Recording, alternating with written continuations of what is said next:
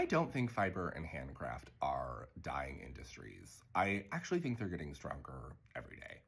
Um, it's day 37 of posting every day until we open the first yarn mill in Chicago in over 100 years. I'm not going to sales at you today. Go check out our other videos. We have a lot on offer. It's just me today. Erin's out, so I figured I'd sit down and chat with y'all a little bit before I get my day started and catch up on inventory.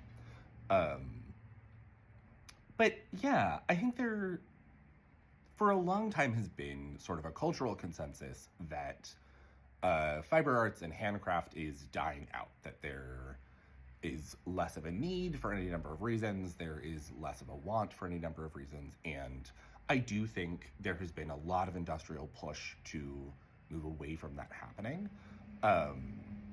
And with so many, like, cultural traditions, I want to be really careful to not act as if they've been erased.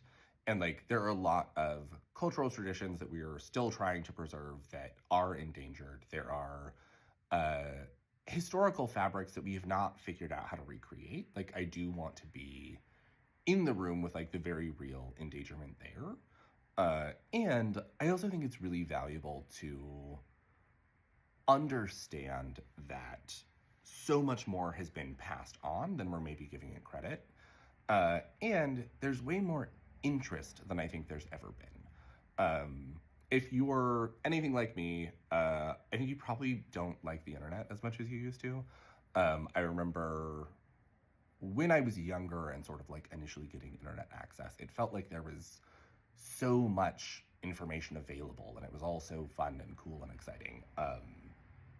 And some of that I think has been lost with time.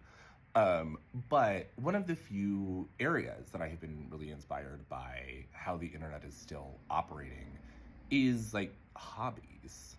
And like, if you really want to find like the truest usage of a website and you want to find like the most interesting and honest and fascinating people to try to engage with, I do think it's in niche hobby spheres, and like seeing fiber websites that have been around forever that are like not particularly for profit, but just because some person knows a lot about a specific thing, I do think is really inspiring.